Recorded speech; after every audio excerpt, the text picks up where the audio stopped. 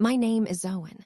Until 6 months ago, I was just another 29-year-old graphic designer with a cramped apartment in Chicago and a life that moved along predictable tracks. Then my grandfather died, leaving behind a substantial estate, a vindictive younger brother, my Uncle Mateo, and a mess that would change my life in ways I never anticipated. This is the story of how I fought for my inheritance, confronted painful family truths, and unexpectedly fell in love with Brian, the estate attorney who helped me find justice and myself. Grandpa Samuel was the constant in my life after my parents died in a car accident when I was 12.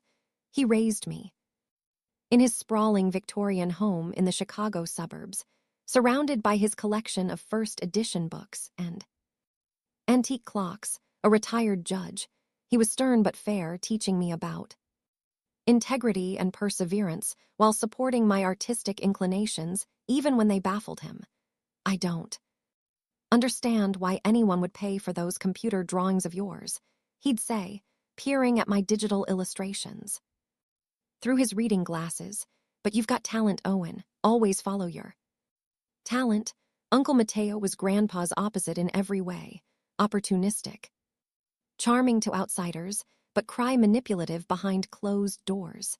15 years younger than my father had been, Mateo resented that Grandpa had paid for my college education while refusing to fund his perpetual get-rich schemes. He lived in California and rarely visited, which was fine by me. Our brief interactions at holidays were strained at best, hostile at worst. When Grandpa died peacefully in his sleep at 87, I was devastated but not surprised. He'd been declining for months, his mind still sharp but his body failing.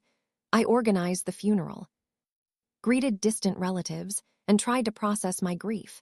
Uncle Mateo flew in 2 days later, missing the funeral, but arriving in time for the reading of the will. Sorry about the old man, he said, not sounding sorry at all as he strode into Grandpa's house. My house now, or so I thought. Heart finally gave out. Well, at least he had a good run. I gritted my teeth and said nothing, having learned long ago that engaging with Mateo only fed his antagonism. Instead, I focused on the upcoming appointment with Grandpa's lawyer. The law offices of Hamilton Pearson Associates occupied half a floor in a gleaming downtown high-rise with views of Lake Michigan that probably cost as much as my annual salary. I sat nervously in the reception area, dressed in my best and only suit, while Mateo paced impatiently, checking his Rolex. Every 30 seconds, Mr. Carroll and Mr. Carroll, the receptionist, looked up. Mr. Pierce will see you now. We were led to a conference room where a man rose from behind a polished mahogany table. I'm Brian Pierce, he said, extending his hand. I was your grandfather's attorney for the past 15 years. I'm very sorry for your loss. My first impression of Brian was that he seemed too young to have been Grandpa's lawyer for 15 years. He was perhaps in his mid-30s with dark hair just beginning to silver at the temples, intelligent blue eyes behind tortoise-shell glasses, and a slim build accentuated by a perfectly tailored charcoal suit. My second impression was that his handshake lasted a moment longer than necessary, his eyes meeting mine with unexpected warmth. Let's get this over with, Mateo interrupted, dropping into a chair. I've got a flight back to LA tonight. Brian's expression cooled as he turned to my uncle. Of course, I understand you're busy.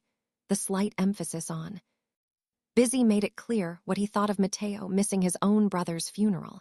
He opened a folder and placed reading glasses on his nose, transforming instantly into the serious attorney I'd expected. I'll summarize the main points of Judge Carroll's will, Brian began. The estate consists of the family home valued at approximately $1.02 million, investment accounts totaling roughly $3.8 million, his collection of rare books appraised at $400,000, and various personal effects. Mateo leaned forward, predatory smile spreading across his face. I stared at the figures, stunned. I knew Grandpa was comfortable, but I'd had no idea he was worth over $5 million. To his grandson, Thomas James. Carol, Brian continued, glancing at me. He leaves his collection of books, his personal effects, and the sum of $50,000 to be paid immediately. My heart sank. I didn't care about the money, but the house. I'd assumed I would keep living there, surrounded by Grandpa's memories. Mateo's smile widened. The remainder of the estate, Brian paused, looking directly at me, is to be held in trust, with income payable to Thomas Carroll for life, after which the principal will pass to charitable organizations specified in the trust documents. What? Mateo erupted, jolting to his feet. That's impossible. I'm his son. Where's my share? Brian removed his glasses calmly.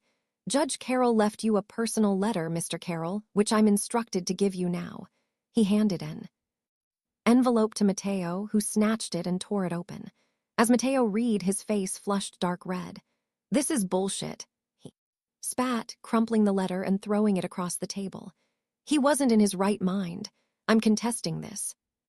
That's your right, Brian replied evenly. But I should inform you that your father anticipated this reaction. The will includes a no contest clause, meaning if you challenge it and lose, you forfeit the provision he did make. For you, what provision? I asked, speaking for the first time. Brian hesitated. A monthly stipend of $3,000 for life, conditional upon certain behavioral requirements. Mateo laughed bitterly. Behavioral requirements? The old man's controlling me from the grave. Typical. He grabbed his coat. You'll be hearing from my lawyers, Pierce, both of you. Will, he stormed out, slamming the door behind him. In the sudden silence, I exhaled slowly. I'm sorry about that, I said. Don't apologize for him, Brian replied, his professional demeanor softening slightly. Your grandfather warned me this might happen. I picked up Mateo's discarded letter, smoothing it out. May I? Brian nodded. It's part of the estate documentation now. The letter was brief but cutting. Mateo, I've watched you waste every opportunity I've given you. I won't fund your irresponsibility from beyond the grave. The stipend is generous enough to supplement a decent living, but not enough to live on without working. Owen will oversee the trust because, unlike you, he has demonstrated integrity and judgment. Perhaps this arrangement will finally teach you the value of honest work. Dad, ouch, I said, wincing. That's harsh even for Grandpa. Judge Carroll was direct. Brian agreed, a hint of a smile playing at his lips, but fair. He wanted to provide for both of you in ways that reflected your characters. I set the letter down. I don't understand why he made me the trustee. I don't know anything about managing money. That's where I come in. Brian explained. The trust is professionally managed by our firm. You'll have oversight and approval rights, but not day-to-day responsibilities. He hesitated. There's more to discuss, but perhaps you'd like to take some time to process this first. I nodded, feeling overwhelmed. Yes, thank you. As I stood to leave, Brian reached into his desk and handed me a business card. My cell number's on the back, he said. Call anytime if you have questions. And Owen, he paused, don't worry about your uncle's threats. Your grandfather's will is solid. I took the card, nodding the personal number written in neat handwriting on the back. Thanks, Brian. Over the next week, I tried to adjust to my new reality. The $50,000 was immediately transferred to my account, more money than I'd ever had at once, and I began receiving monthly distributions from the trust that were 4 times my graphic design salary. I could quit my job if I wanted to pursue my art full-time, travel, buy a new car to replace my 15-year-old Honda. Instead, I found myself paralyzed with indecision, sleeping in my apartment rather than moving into Grandpa's house, which was technically mine now, but still felt like his. 10 days after the reading of the will, I received formal notice that Mateo was contesting the will on grounds of undue influence and diminished capacity. The letter from his attorney, printed on expensive letterhead from a prestigious Lowe's Angels firm, demanded immediate cessation of all trust activities.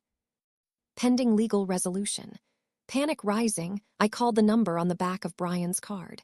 It was 9:30 p.m. on a Friday. He answered on the second ring. Brian Pierce. It's so in Carol, I'm sorry to call so late, but it's fine. He interrupted, his voice warming.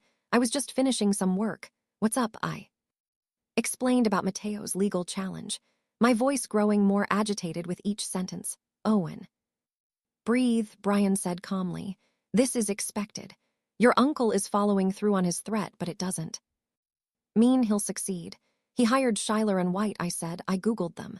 They specialize in trust litigation and have some kind of 90% success rate. There was a pause. Where are you right now? Brian asked. At my apartment. Why, have you had dinner? The question caught me off guard. No, actually, there's a diner near your place, Lou Mitchell's. Could you meet me there in 30 minutes?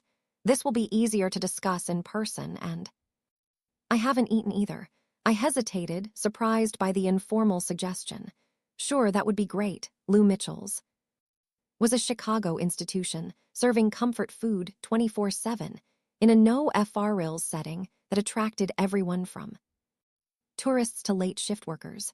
When I arrived, Brian was already seated in a corner booth, his suit jacket draped over the back of his chair, tie loosened, sleeves rolled up to reveal forearms lightly dusted with dark hair. He looked younger, less formal, and oddly more approachable than he had in his office. Thanks for meeting me, I said, sliding into the booth. I hope I'm not ruining your Friday night. Not at all, he replied with a small smile. My exciting plans included takeout and case files. He pushed a menu toward me. Order whatever you want. The Monte Cristo is life-changing. We ordered Monte Cristos for both of us at his insistence. And then Brian leaned forward, his expression serious. First, stop worrying about Schuyler and White. They're good, but they're also expensive, which is precisely why your uncle hired them. He's hopping to intimidate you into a quick settlement. Is that what I should do? I asked. Settle. I don't even care about the money that much, but the idea of Mateo getting rewarded for being terrible just feels wrong. Brian studied me for a moment. Your grandfather said you had integrity. I'm seeing that now. He took a sip of water. No, I don't think you should settle. Judge Carroll anticipated this challenge and took steps to make his will contest proof. He underwent cognitive evaluations before each revision, documented his reasoning, and ensured there were multiple witnesses to his competence. So we'll win. Litigation is never certain, Brian cautioned. But yes, I believe we have a very strong case. Our food arrived, and as we ate, the conversation shifted from legal strategy to more personal territory. Brian asked about my graphic design work, seeming genuinely interested in my explanation of brand identity and user experience. I learned that he had initially planned to be a public defender, but found his way to estate law after clerking for a judge who specialized in probate cases. I like helping people protect what matters to them, he explained. It's less dramatic than criminal law, but equally meaningful in its way. By the time we finished our sandwiches and second cups of coffee, I realized 2 hours had passed, and we talked about everything from Chicago politics to our favorite bookstores to the challenges of dating in our respective fields. Graphic designers all want to date photographers, I complained good-naturedly, and everyone assumes I'm straight because I don't fit there stereotype of gay men. Brian laughed. Try being a gay attorney. Everyone expects me to date doctors or finance guys. My last boyfriend was a pastry chef, and you'd think I'd announced I was dating an alien. It was the first explicit confirmation of his sexuality, though I'd begun to suspect. Something warm unfurled in my chest at the realization, followed immediately by a cold splash of reality. He was my lawyer. Any interest I might feel was inappropriate and probably one-sided. As if reading my thoughts, Brian's expression became more professional. I should get going, but... Tom, try not to worry about your uncle's challenge. We'll file our response on Monday, and I'll keep you updated every step of the way. He insisted on paying for dinner. The firm has a budget for client meetings, and we walked out together into the chilly Chicago night. My car is this way, he said, gesturing downtown. Can I drop you somewhere? I'm just a few blocks that way. Way, I replied, pointing in the opposite direction. But thanks, he nodded, suddenly seeming uncertain. Well, good night then. Call if you have any more questions, I will. And Brian, thanks for dropping everything on a Friday night. It really helped. He smiled, and something in his expression made my heart skip. Anytime, Owen, I mean that. Over the next few weeks, the legal battle intensified. Mateo's attorneys demanded depositions from everyone who had contact with Grandpa in his final years, including his doctors, housekeeper, and me. I spent 6 grueling hours being questioned about my relationship with Grandpa. Insinuations made that I had manipulated him against Mateo.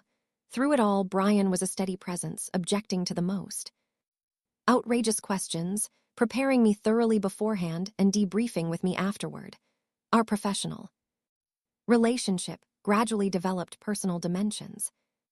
Texts, checking in after difficult court appearances, occasional dinners to discuss case strategy that inevitably expanded to include books we were reading or exhibitions I wanted to see. I found myself looking forward to these interactions more than I should, of noticing details like the way Brian's eyes crinkled when he laughed, or how he absent-mindedly traced the rim of his coffee cup when deep in thought. Several times, I caught him watching me with an expression I couldn't quite interpret, only for him to quickly shift back to discussing legal matters. 3 months into the litigation, I finally moved into Grandpa's house. The familiar rooms comforted me, though, so I rearranged some furniture and converted one of the spare bedrooms into a studio for my design work. The first night in Grandpa's my study, surrounded by his books and sitting in his leather chair, I felt a profound sense of connection to him, along with a disturbing question. What if Mateo was right? What if Grandpa had been manipulated somehow? I called Brian without considering the late hour. What if we're wrong? I blurted when he answered. Owen, what's going on? His voice was thick with sleep. I'm sorry. I didn't realize how late it is, I said, glancing at the clock that read 11:45 p.m. I shouldn't have called. It's fine. I'm awake now, he assured me. Tell me what's wrong. Explained my doubts, the guilt I felt about potentially taking something that should have been divided with Mateo. Despite our strained relationship, Brian was quiet for a moment. I have something you should see, he finally said. It's part of the case file, but I was waiting for the right time. Are you free tomorrow morning? I could bring it by around 10:00. You'd come here on a Saturday. It's important, he said simply.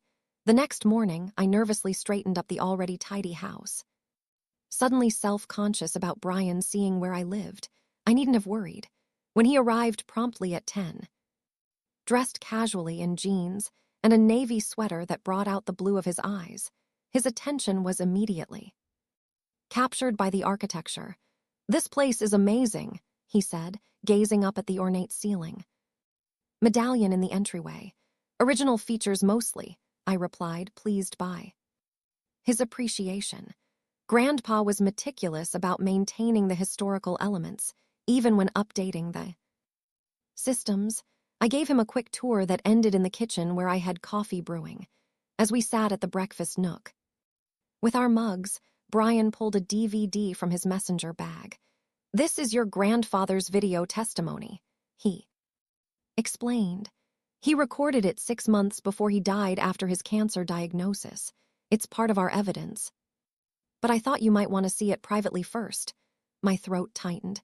He knew he was dying, he never said anything. Brian nodded. He didn't want to worry you. He said you'd already lost too much. He set up his laptop on the kitchen table, and we watched together as Grandpa appeared on screen, thinner than I remembered, but clear-eyed and Articulate. For 45 minutes he detailed his estate plans, explaining precisely why he had structured the inheritance as he had. My son Mateo has demonstrated repeatedly that he cannot be trusted with substantial sums. Grandpa stated, his judicial demeanor evident even from his hospital bed. He has squandered every opportunity, borrowed money without repayment, and shown no regard for anyone but himself. He went on to describe Mateo's gambling addiction, failed businesses, and a particularly painful incident where Mateo had stolen and sold some of my grandmother's jewelry while visiting for Christmas years earlier. As for my grandson Owen, Grandpa continued, his voice softening. He has shown himself to be responsible, compassionate, and hardworking. I've structured his inheritance to provide security without encouraging idleness. The trust will allow him to pursue his artistic talents without financial worry, while the responsibility of overseeing Mateo's stipend will develop his administrative abilities. By the time the video ended, tears were streaming down my face, not just from grief, but from the realization of how deeply Grandpa had thought about my welfare, how well he had known me. He was so certain about everything, I said, wiping my eyes even. Dying, Brian handed me a tissue. Judge Carroll was the most deliberate person I've ever known. He considered every angle, anticipated every challenge, including how you might doubt yourself. That's why you waited to show me this. Partly, Brian admitted, and partly because I wanted to get to know you myself to see if you were the person he described. He hesitated. You are Owen, everything he said about your integrity and compassion. I've seen it firsthand. Something in his voice made me look up. His professional mask had slipped, revealing an expression of such open admiration that my breath caught. Brian eyed his phone rang, shattering the moment. He glanced at the screen and frowned. I'm sorry, it's the office. I should take this. While he stepped into the hallway to take the call, I collected myself, unsure if I'd imagined the tension between us. When he returned, his expression was guarded again. I hate to cut this short, but there's an emergency with another client, he explained. Will you be okay? I nodded, disappointed but understanding. Much better, actually. Seeing Grandpa like that, hearing him explain everything, it helps. At the door, Brian paused. Owen, you should know that if we go to trial, this video will be public record. Your uncle will see it. I'm okay with that, I decided. Grandpa was telling the truth. Mateo needs to hear it, even if it hurts. Brian studied me for a moment. You're a lot like your grandfather, you know. That same quiet strength. Then with a quick smile, he was gone. The case progressed toward trial with motions and counter-motions filling the days. Mateo's attorneys, realizing their evidence was weak, shifted tactics to claim that while Grandpa might have been mentally competent, I had exerted undue influence, isolating him from Mateo and poisoning their relationship. This strategy required extensive examination of my interactions with Grandpa in his final years. I endured another round of depositions, this time focusing on conversations I'd had with Grandpa about Mateo, trips we'd taken together, even emails and text messages I'd sent. Through it all, Brian was my advocate and anchor. He objected to the most invasive questions, prepared me thoroughly for each legal hurdle, and somehow made the arduous process bearable with his steady presence. Our professional relationship developed a rhythm, but I remained acutely aware of the current of attraction beneath our interactions. A lingering glance, a touch that lasted a beat too long, conversations that strayed beyond the case to personal territories. 4 months into the litigation, Mateo's attorneys approached with a settlement offer. They would drop the challenge if I agreed to sell the house and split the proceeds plus 20% of the investment accounts. Brian and I discussed the offer over dinner at a quiet Italian restaurant near his office. Financially, it might make sense to consider it, he said, twirling pasta around his fork. Litigation is expensive and trials are unpredictable. I'm not selling Grandpa's house, I replied firmly. And I'm not giving Mateo a dime more than Grandpa. Intended, it's not about the money anymore. Brian set down his fork and studied me. May I ask why? Most clients would at least consider a settlement that could end this stress. I took a sip of wine,